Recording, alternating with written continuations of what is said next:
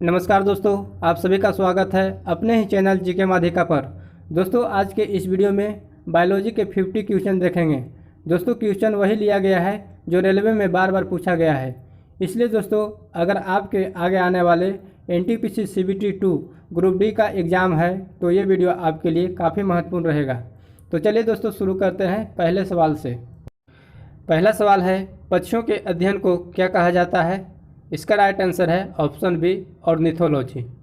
पक्षियों के अध्ययन को ऑर्निथोलॉजी कहते हैं। तो दोस्तों, ऑर्निथोलॉजी याद रखना है।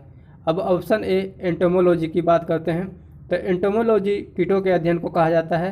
ऑप्शन डी, एंथ्रोपोलॉजी का यदि बात करें तो मनुष्यों के अध्ययन को एंथ्रोपोलॉजी कहते हैं। ओंकोलॉजी किस बीमारी के उपचार से जुड़ा है? ओंकोलॉजी कैंसर बीमारी के उपचार से जुड़ा है। तो दोस्तों, इसका right answer option C, cancer हो जाएगा। शैवालों के अध्ययन को क्या कहा जाता है?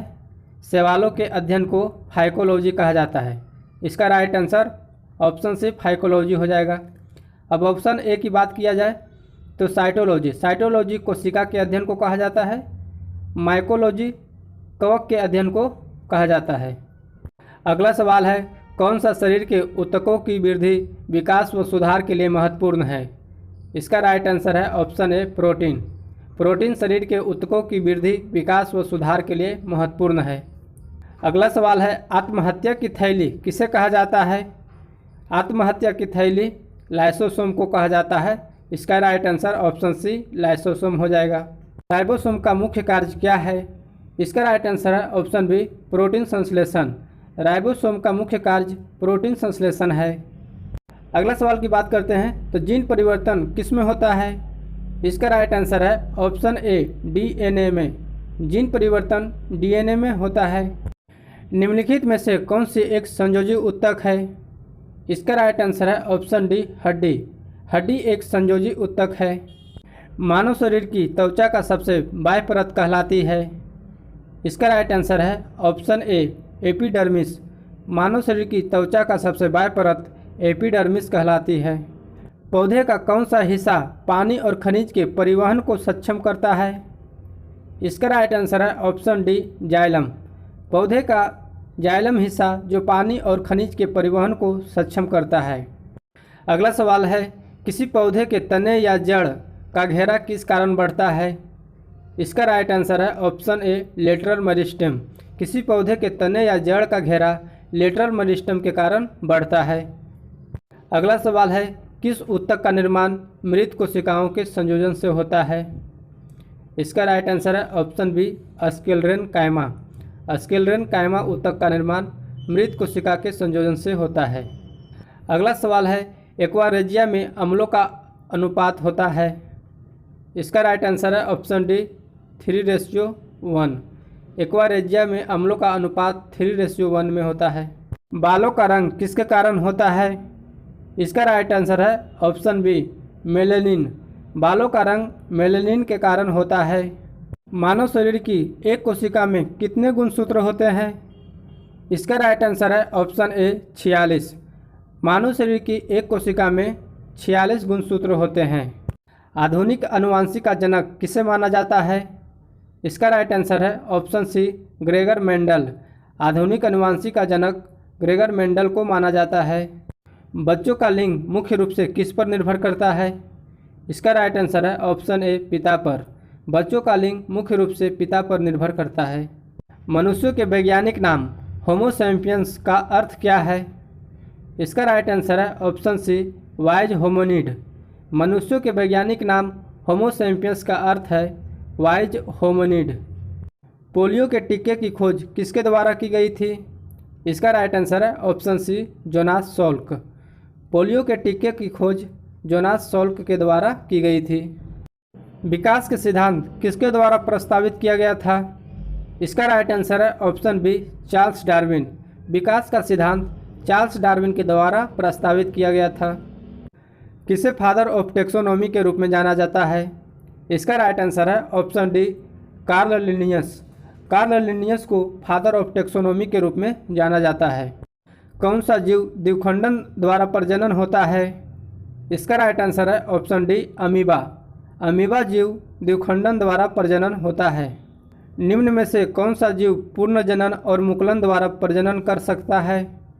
इसका राइट आंसर है ऑप्शन बी हाइड्रा। हाइड्रा प्रजनन और मुकुलन द्वारा प्रजनन कर सकता है। जंतुओं का सबसे बड़ा समूह कौन सा है? इसका राइट आंसर है ऑप्शन डी ऑर्थोपोडा। जंतुओं का सबसे बड़ा समूह ऑर्थोपोडा है। मानव शरीर का सबसे बड़ा आंतरिक अंग कौन सा है? इसका राइट आंसर है ऑप्शन सी यकृत यानी लीवर। मानव शरीर का सबसे बड़ा आंतरिक अंग लीवर है। रक्त स्कंदन के लिए आवश्यक विटामिन कौन सी है? इसका राइट आंसर है ऑप्शन बी विटामिन के।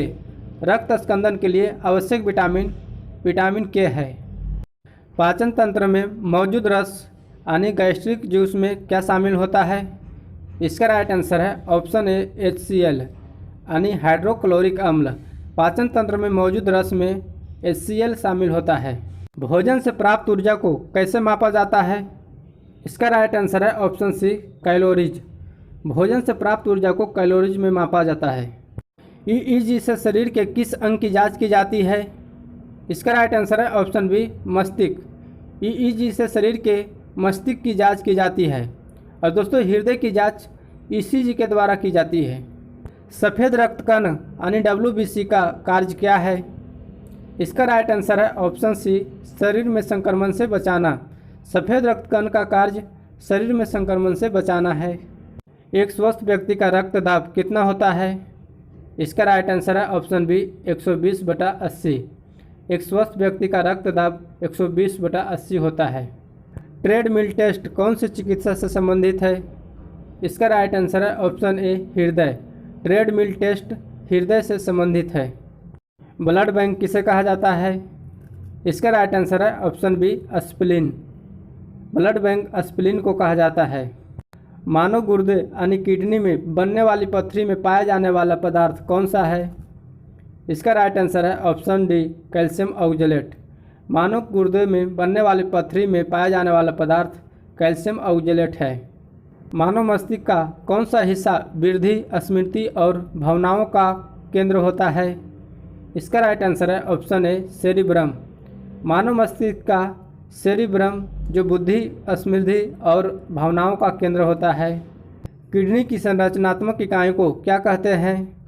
इसका राइट आंसर है ऑप्शन डी नेफ्रॉन। किडनी की संरचनात्मक इकाई को नेफ्रॉन कहते हैं। किस ग्रंथि को मास्टर ग्रंथि भी कहते हैं? इसका राइट आंसर है ऑप्शन बी पीयूष ग्रंथि। पीयूष ग्रंथि को मास्टर ग्रंथि भी कहते हैं। अस्थि से अस्थि को कौन जोड़ता है? इसका राइट आंसर है ऑप्शन डी लिगामेंट्स। अस्थि से अस्थि को लिगामेंट्स जोड़ता है। मानव शरीर की सबसे बड़ी हड्डी कौन सी है? इसका राइट आंसर है ऑप्शन बी फीमर यानी जांघ की हड्डी। मानव शरीर की सबसे बड़ी हड्डी फीमर की हड्डी है। और यदि पूछेगा कि मानव शरीर की सबसे छोटी हड्डी तो स्टेपिज यानी कान की हड्डी होती है। इंसुलिन की कमी के कारण होने वाला रोग कौन सा है? इसका राइट आंसर है ऑप्शन डायबिटीज। डायबिटीज यानी मधुमेह। इंसुलिन की कमी के कारण होने वाला रोग डायबिटीज है। किस विटामिन की कमी से स्कर्वी रोग होता है? इसका राइट आंसर है option C vitamin C. Vitamin C की कमी से स्कर्वी रोग होता है। कौन सा विटामिन शरीर में कैल्शियम के अवशोषण को बढ़ाता है? इसका राइट आंसर है option D vitamin D. Vitamin D शरीर में कैल्शियम के अवशोषण को बढ़ाता है। कौन सा विटामिन वसा में घुलनशील नहीं है? इसका राइट आंसर है ऑप्शन विटामिन सी। दोस्तों अगर क्वेश्चन पूछेगा कि कौन सा विटामिन पानी में घुलनशील है तो विटामिन बी और सी, और जो बाकी बच गया विटामिन वो वसा में घुलनशील होता है। किस विटामिन में कोबाल्ट नामक खनिज पाया जाता है? इसका राइट आंसर है option D vitamin B12। Vitamin B12 में कोबाल्ट नामक खनिज पाया जाता है। विटामिन ए का एक अच्छा स्रोत कौन सा है? इसका राइट आंसर है ऑप्शन बी गाजर। विटामिन ए का एक अच्छा स्रोत गाजर है। हाइड्रोफोबिया किसके कारण होता है? इसका राइट आंसर है ऑप्शन ए रेबीज का विषाणु। हाइड्रोफोबिया रेबीज का विषाणु के कारण होता है। और दोस्तों रेबीज रोग होता है कुत्ता के काटने से होता है। एलिसा टेस्ट किस रोग से संबंधित है? इसका राइट आंसर है option C AIDS. ELISA test AIDS रोग से संबंधित है।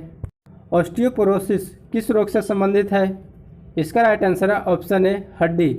ऑस्टियोपोरोसिस हड्डी रोग से संबंधित है। चेचक किस वायरस के कारण होता है? इसका राइट आंसर है ऑप्शन बी, वेरिसेला वायरस। चेचक वेरिसेला वायरस के कारण होता है। आखिरी सवाल है, क्षय रोग मानव शरीर के किस भाग को प्रभावित करता है? इसका राइट आंसर है ऑप्शन ए, फेफड़ा। क्षय रोग मानव शरीर के फेफड़े के भाग को प्रभावित करता है। तो दोस्तों आज की वीडियो यहीं तक रहने देते हैं, फिर मिलेंगे अगले वीडियो में नए टॉपिक के साथ। अगर चैनल को सब्सक्राइब नहीं किए तो सब्सक्राइब करके बेल आइकन दबा लीजिए। जय हिंद, जय भारत।